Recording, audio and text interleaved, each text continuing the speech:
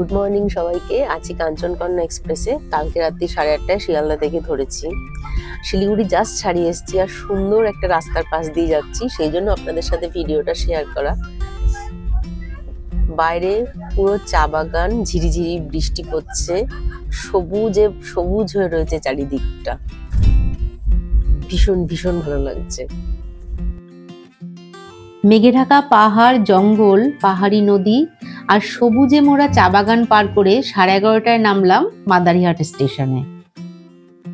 আজকে 18 জুলাই, বাজে সকাল 11:30টা। জাস্ট নামলাম কাঞ্চনকন্যা থেকে মাদারিহাটে। নেমেই ট্রেন থেকে নেমেই আপনারা টোটো পেয়ে যাবেন। সেই টোটো একটা ঠিক করে আমরা এখন যাচ্ছি আমাদের আজকে থাকার ঠিকানা PWD গেস্ট হাউসে মাদারিহাটে। 3 জনের টোটো ভাড়া পড়েছিল 50 টাকা। এসে পৌঁছালাম মাদারিহাট PWD বাংলোতে। এখানে বাংলোগুলো এক একটা ছোট ছোট কটেজ টাইপের। আমি একটা কটেজে রয়েছি, আর ওইদিকে আরো কয়েকটা কটেজ রয়েছে। সুন্দর একটা পরিবেশ, গাছগাছালি দিয়ে ভরা, ছিমছাম, শান্ত, একদম মেন রোডের ওপরে। আর স্টেশন থেকে পায়ে হাঁটা 5 থেকে 7 মিনিট হবে, বেশিক্ষণ লাগেনি টোটোতে। আর পাশেই রেল লাইন রয়েছে, ট্রেন যাওয়ার রাস্তা। এবার ঢুকছি রুমের ভেতরে। অসম্ভব সুন্দর একটা বিশাল বড় রুম, পুরো কাঠের, নিচটাও কাঠের ফ্লোর করা। এত বড় একটা কিং সাইজ বেড, তার সাথে এখানে রয়েছে বড় বড় কাঠের চেয়ার, টেবিল খাওয়ার জন্য। বিছানার পাশেই রয়েছে একটা bedside table, corner table. আর এই পাশে বড় একটা গ্লাস ডোর, যেখানে এখানে বসে খেতে খেতে আপনি বাইরেটা এনজয় করতে পারবেন। আর এখন তো বৃষ্টি হচ্ছে, অসম্ভব সুন্দর লাগছে। আর খাট থেকে বসে টিভি দেখা যাবে, সুন্দর ডেকোরেশন করা রয়েছে, এসি। আর এই দিকে এবার যাচ্ছি, বিশাল বড় রুমটা, কিন্তু অনেক বড়। আমি জানি না কতটা বোঝাতে পারছি আমি ভিডিওতে। এই সাইডে রয়েছে একটা 3 ডোর আলমারি। এই আলমারি আমি দেখেছি খুলে, এখানে একটা ওই কম্বল রয়েছে, আরো ফাঁকা জায়গা, হ্যাঙ্গার, কাঠের হ্যাঙ্গার রয়েছে জামা কাপড় রাখার জন্য। আর এবার যাচ্ছি বাথরুমে। বাথরুমটা কত সুন্দর।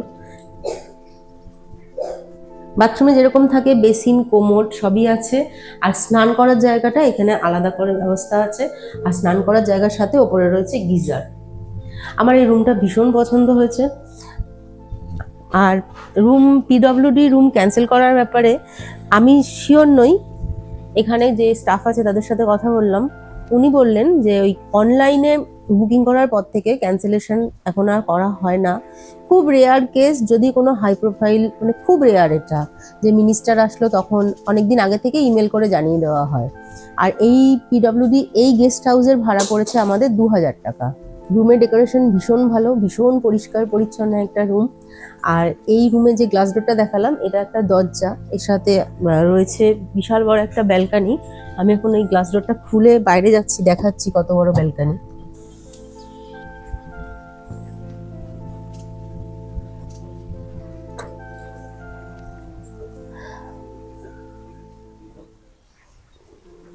তবে এখানে বেশিক্ষণ দাঁড়ানো যাবে না, কারণ এখানে কিন্তু হনুমান দেখতে পেয়েছি আমি। তবে ওয়েদার আর এই সারাউন্ডিং যে এরিয়াটা ভীষণই সুন্দর।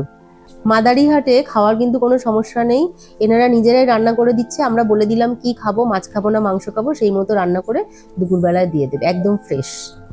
বর্ষাকালে ডুয়ার্স ঘুরতে এসেছি, আর যেরকম ওয়েদার চেয়েছি ঠিক সেরকমই ওয়েদার পেয়েছি। তার সাথে এই বাংলোটা তো মন ভরে গেছে দেখে। আর এইখানে আপনি তো রোড থেকেই ঢুকে আসতে পারবেন। এখানে অনেক ছোট ছোট বাংলো করা আছে। আমাদের রুমের ভাড়া 2000 টাকা।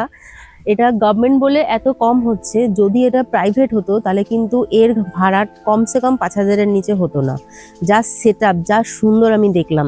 তবে 2000-এর নিচেও আছে, আপনারা চাইলে 1000 করেও রুম বুক করতে পারবেন এখানটাতে।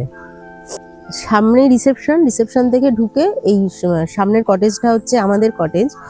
আর এই ইন্সপেকশন বাংলো আমরা কিভাবে বুক করেছি তার লিঙ্কটা আমি আবারও আই বাটনে দিয়ে দিচ্ছি, আপনারা ইচ্ছে হলে দেখে নিতে পারেন। ফ্রেশ হয়ে গেছি একদম, এবার যাচ্ছি খেতে ওদেরই ডাইনিংয়ে। গেট থেকে বেরিয়ে এখানে বিশাল বড় পার্কিং এরিয়া আছে, যদি কেউ গাড়ি নিয়ে আসেন গাড়ি রাখার কোনো অসুবিধা হবে না। বসে গেছি লাঞ্চ করতে। ওদের আমরা চিকেন বলেছিলাম, ওরা চিকেনের সাথে আরও আলু ভাজা আর সুন্দর একটা পাঁচমিশালি তরকারির মতো করে দিয়েছে। আর খাবারটা কিন্তু ডাইনিংয়ে এসে খেতে হবে, ঘরে দেবে না।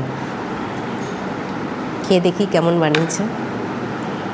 জাস্ট পাঁচমিশালি তরকারিটা দিয়ে একটুখানি খেয়ে আপনাদেরকে না বলে পাচ্ছি না, এত দুর্দান্ত রান্না হয়েছে, অসম্ভব ভালো রান্না হয়েছে। পরের পর্বে আসছে মাদারিহাট আর একদিনে ভুটান ঘোরার গল্প। ভিডিওটি ভালো লাগলে লাইক, কমেন্ট ও শেয়ার করবেন আর চ্যানেলটি সাবস্ক্রাইব করে পাশে থাকবেন। অনেক ধন্যবাদ।